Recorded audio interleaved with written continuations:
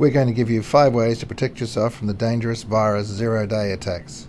But first, what are the zero-day attacks? Hi, Neil here from Neil Brown Reviews.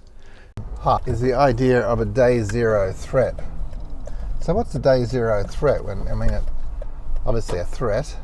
Why is it called a day zero threat, and does it always happen on day zero? To which the answer is not always, but the reason it's called a day zero threat is that if a new security weakness is found in an operating system or somewhere in the computer, whether it's software or hardware, if it's just announced to the public and not specially handled beforehand, which I'll talk about in a minute, but if it's directly announced to the public, then it really becomes a question of having a window during which cyber criminals can attack people on the basis of that described weakness before any patches or security improvements can be distributed widely.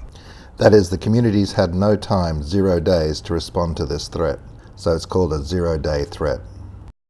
This plays also on the fact that a lot of patching of software is patchy or pretty variable, or otherwise done only on a semi-regular basis, or if it's a legacy piece of software, may not be done at all. But with a day zero exploit, the idea is that as soon as the weakness is found, people do as much as possible to exploit that weakness to their own advantage. In the recent times, that's become less of a threat because there's been a general consensus between the antivirus researchers or the virus researchers or the cybersecurity researchers and the actual manufacturers or the vendors such as Microsoft and other people, Intel, that if someone discovers a vulnerability, then they should give a heads up to the people responsible for providing a security patch for it ahead of the actual public announcement or general disbursement of that information. So hopefully these days there will have been a chance for the vendors of the at-risk software to actually have either preemptively included a patch or be very close to including a patch when the announcement is made. Sometimes the announcements line up with particular security conferences, which may mean there's less slack in terms of when the announcement will be made, or otherwise at times people have withheld announcements for a significant period of time pending the vendors resolving the exploit. In fact, when you look at day zero exploits, why is that an advantage? Well, the main two things is primarily the exploit can be attacked by new software that's not actually been seen out in the public area, so seen in the wild before, and so the signatures of this type of software won't be in the antivirus databases, and so it can slip through undetected and have easy access to a widely available security hole.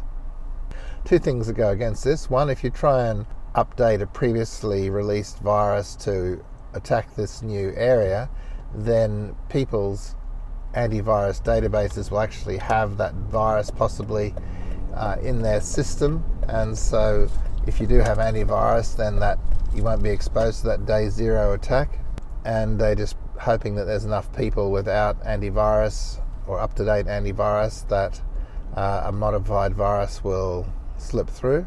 Or the other approach is to have real-time monitoring by the antivirus software that may well pick up a day zero attempted exploit before it actually achieves anything, just by noting that when there's a program that's trying to use the exploit, it's most likely going to be behaving a bit differently than a completely normal program, and that will flag it to the antivirus vendors that or the antivirus software, that there's some issue with that piece of software, and it would be blocked, or at least ask you whether you trust it or whether you want it to be blocked. Once real-time monitoring has detected the new virus, then the signatures can be sent back to the antivirus companies, and they can implement a detection for this exploit. This is an interim measure until the exploit is fully closed by patching of the underlying problem software.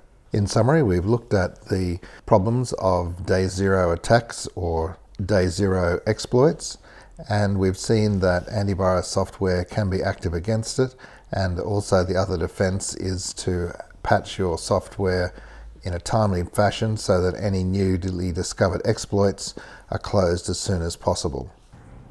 Real-time checking by antivirus software is really important for zero-day attacks, so keep that option turned on. It's important to listen for zero-day warnings in the news so you know if you have to take special precautions. So an important final tip is to be particularly careful online if there is a dangerous zero-day attack around at the moment. You may even consider going offline for a few days if there's a particularly hard to deal with attack underway. I hope you found this video helpful, and give us a like below if that's the case, and that really helps us to spread the word. Also, I'll tell you in a moment about subscribing and notification. Subscribe and click the notification bell to get notified when we release new videos. Visit neilbrownreviews.com for written reviews and info, and also great deals on security and internet software. Cheers for now, from Neil from neilbrownreviews.com. Thank you for listening, and remember to subscribe and click the notification bell.